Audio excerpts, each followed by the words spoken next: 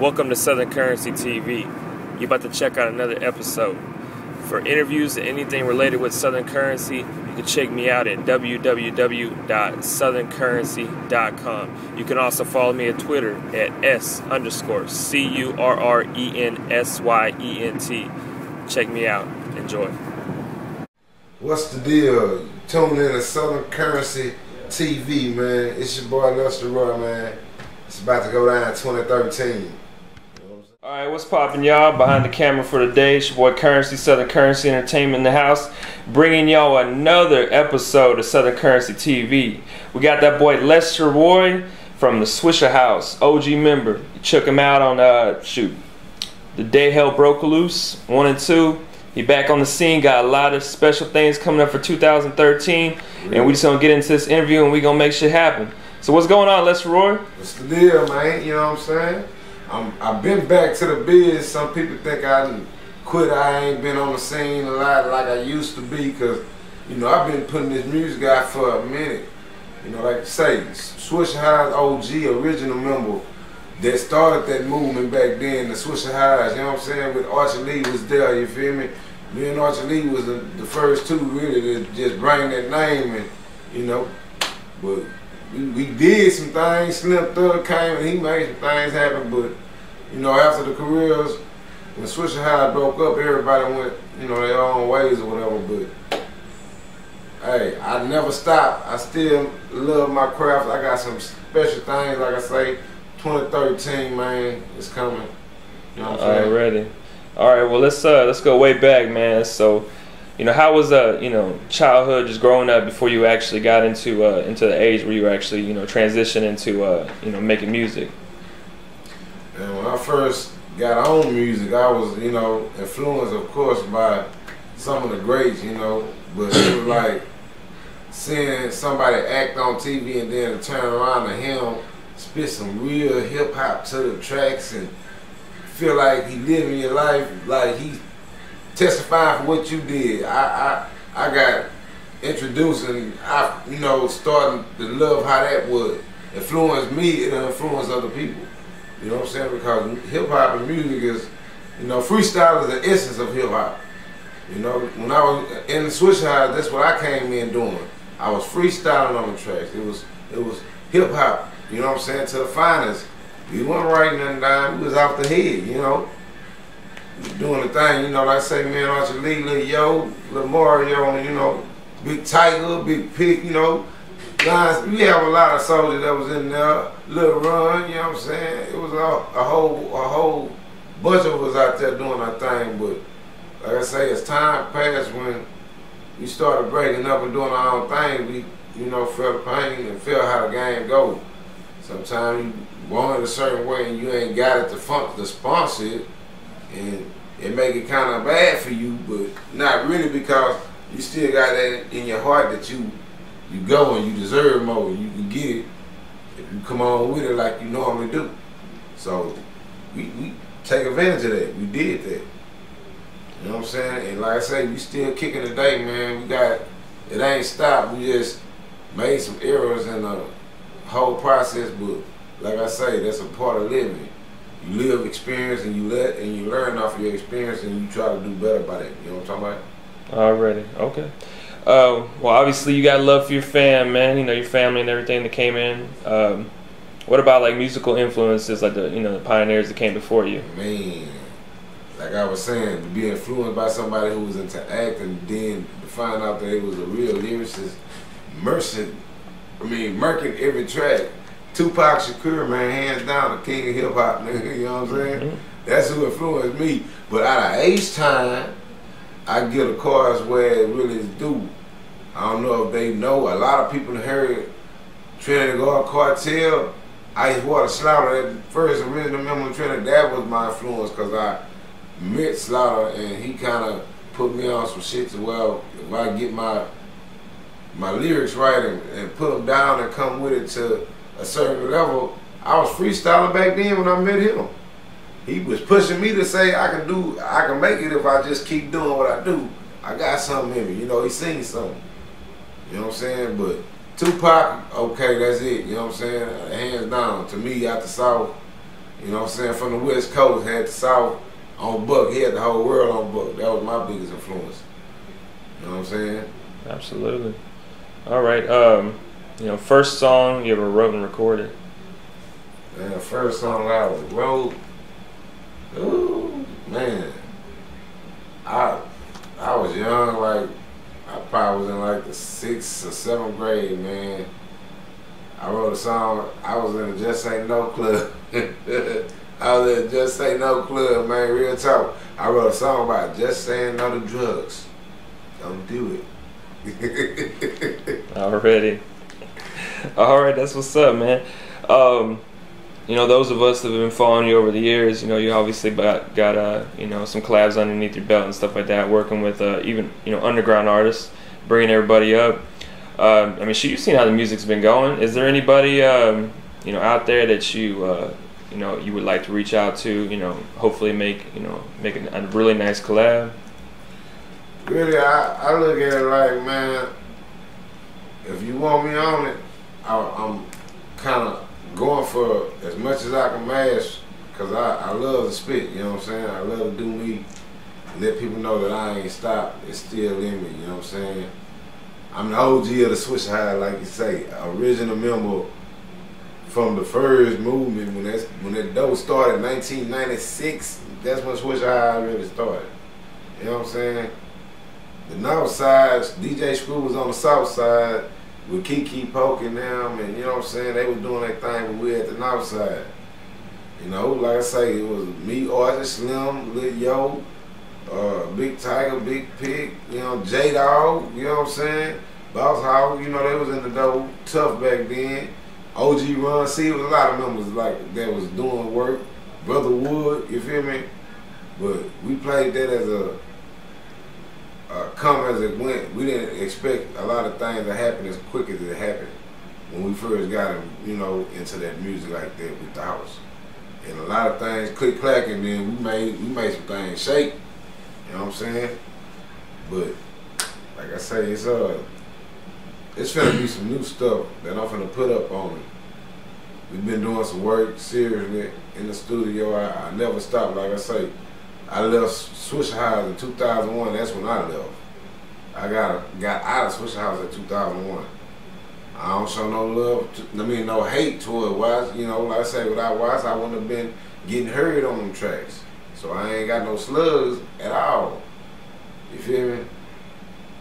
But it's still to the point where I gotta keep showing that I got what it take, and then I want niggas that with me that's hungry, more hungry than I am, like they can really feel like if we do what we gotta do, we can make some stuff shake. Absolutely. And that's the biggest plan right there, just to make it shake, make it do what it do. All right. You know, since we're talking about collabs, who would you say is, you know, someone that you work with? Either it's a DJ, a producer, an artist. You would say it's like just a real big privilege, and you know, you're just thankful that you had that opportunity. Well, like I say, man, on a cool,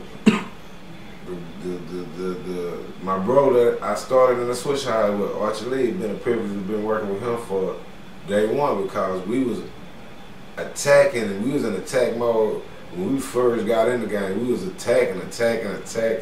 We was doing as much as we could do to get heard, you know what I'm saying? So we made a lot of things shake, and he still got the love for the, you know, stand behind us and support us if I need him out, you know, because he know that I'm about what I say. When it's time to mash, it's time to mash. If we got something that we know people gonna hear and they gonna fall in love with, we just need to get it out there. A lot of people sit on it, they don't go push it. You know what I'm saying? They stay in they look box, like they don't go outside the box. Sometimes you gotta get outside the box and let people know that you really pushing your music to make them follow you like that. You know what I'm saying? Like I say, watch it, he work. He a workhorse, he doing this thing, Gorilla Funk, you know what I'm saying? He produced tracks. I was getting a lot of my original tracks. If y'all ain't heard Pouring Up and Blowing Up Part 2, all original tracks, you know what I'm saying? The Back to the Biz, you know what I'm saying? The Hell on Earth, you know what I'm saying? I did some underground mixtapes too, Big Thing, Small World. Archie was all over everything that I did, cause you know we started that and we stuck together still through the good and the bad times through that. You know, we like I say, Swishahouse started in 1996. That's when we really started making mixtapes, man. 96. 98 we was really on doing some shit that we were like, damn, man. It's going down. Alright. Shit. Well, you know, we've been speaking on, you know, your movement to Swishahouse. So, you know, we'll stay on topic with that. Just give us a brief overview, like, you know, your transition on how you actually stepped in the door to Swishahouse, you know, to, you know, the whole group, and then, you know, moving on, like you said, to, you know, Wrecking the Scene Entertainment. Okay. Well, it's funny because Rosewood, the hood where I'm from in H-Town, man, off Homestead Boulevard, you feel me? Rosewood, well, Michael White stayed a street over for me. I can go in my backyard and look at White's house. It was right there. He used to DJ in the house before we really just started coming together, making music. He used to DJ in the house, making mixtapes, but he made mixtapes, but it was like, it wasn't Swishahouse. It was just mixtapes, Swisher mixes. It wasn't the house. When we came over there with the freestyle, we made it the house. You know what I'm saying? Like I said, Archie Lee introduced me to the track. We came over there, we made the house. That was in, like I say, 96.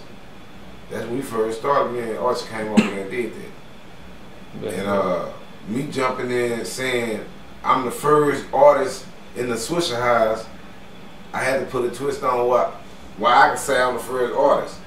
Cause see, like I said, Archie gave the intro and he passed me the mic. I was the first artist to wreck the scene in the Swishahouse, you feel me? That's where wrecking the scene really coming from. You feel me? Oh, really? That's a part of the history. Wrecking the Scene is a part when I came out, and that's when I started doing CDs like The Flycats and Voluntary Manslaughter. You know what I'm saying? We had some mixtapes we were doing on the Wrecking the Scene, Wrecking the Sheets with my boy Bonnie Scrum was on it and Papa Smurf on it. You know what I'm saying? We had the Pimps Up, Foes Down. You know what I'm talking about? We had some nice music out there still floating. So if you check up on the history, you'll know I never stopped working. I always was doing something here and there with the Wrecking the Scene. Because like I say, I bring that, and I can say that proud that, yeah, we was there. Me and Archie was the first two in there to make that Swisher tape, the house. You know what I'm saying? The first tape that I got on, that's my greatest tape on the code. That was the North Side 3, because Watt said I already did a couple of North Side Swisher tapes. You feel me? It was Swisher tapes. It was Swisher mixes. It wasn't Swisher House. When we came with the freestyle, we made it to Swisher House. That's dope. You know what I'm saying? That's some good information. All right, we're working with Michael Watts. Day Hell Broke Loose. Tell us how that felt, man. That felt, it was like on the cool. It came in a part of my life where I can't never forget, because I lost someone dear to me at the time we was recording that. My little brother passed away, you know what I'm saying? And we was making that album, and you know, I got on the songs that I got on, and I had to do a R.I.P., you know, Ghetto in the Sky, you know, with Billy Cook, Slim Thug on it, J-Dog on it, you know what I'm saying?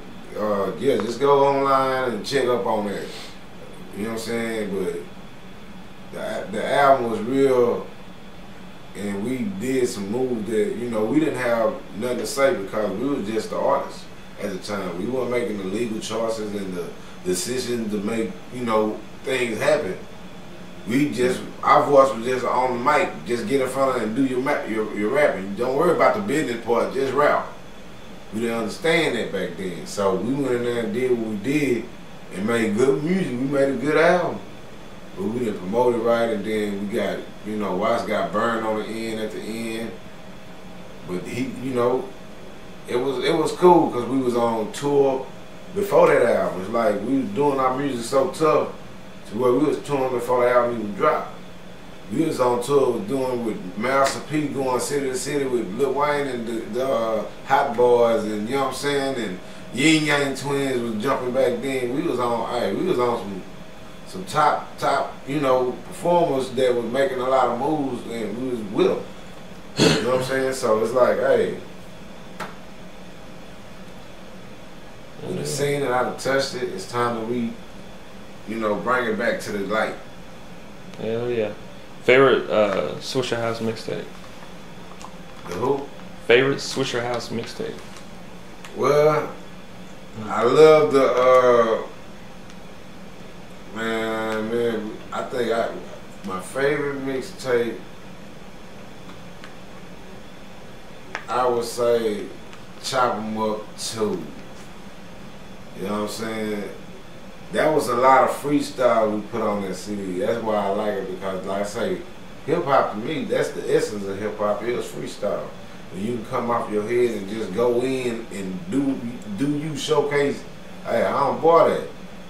I can get the pen. When I use the pen, it's gonna be like magic. You gonna be like, oh man, what? But then I can just do it without the pen. You know what I'm saying? And it sounds good. Because, you know, a lot of people got the talent, a lot of people got the blessings and the skills to do it, but sometimes, like I say, they don't have the finances. You know what I'm saying? And we weren't playing legal parts back then, but then, like I said, as we grow and mature in the industry, then we start understanding we gotta know all the angles, not just I gotta rap and be a rapper. I gotta make moves, and invest is an investment too. If you want to make money in something, you gotta invest. They just don't give you handouts, you know. People, they just don't say, here, okay, here go $10,000. Just cause you say you want $10,000, they don't give money. The government don't give you money like that. You gotta work for it. You know what I'm saying? You don't grind, you don't eat. You know what I'm saying? You gotta hustle. You know what I'm saying? Like I said, I left Swishahouse 2001. Since 2001, I've been doing me. It's 2013, baby. Alright. And I got something mean for you. I told y'all, man. We gonna get into it after we get to you. Come on. Yeah, we gonna get to it. Alright, man. What do you enjoy most about being an entertainer, and how do you balance that with your personal life? My personal life and an entertainer, sometimes it's like I'm the same person. Sometimes I'm a Taurus, man. I'm Taurus the bull. I got attitude issues sometimes, man. Sometimes some people misinterpret me and they don't, you know, hey, that's what it is. But me in the game like that, you know what I'm saying? I just try to, okay, I'm an entertainer. I love to entertain, for one. I love to do live shows and let people know that I got something for you. If you just have the time, give me an ear, we gonna take it in. I got something you gonna love. Cause you know, I got fans that tell me that they love it. They like my inspiration to keep doing it. You know what I'm saying? I ain't too old. I was underground. I'm not over the hill though. You feel me? I'm underground. You feel me? I was an underground legend in the Swishahouse. You feel me? A legend. Drank up in my cup with Big Tiger. Y'all know, man. Hey, you know what I'm saying? But I love being an entertainer, man. I love to be able to go to the studio, hit them with something hard, and then when it's time to perform and get on stage and give them energy to make them say, man, y'all, hey, I feel that, man.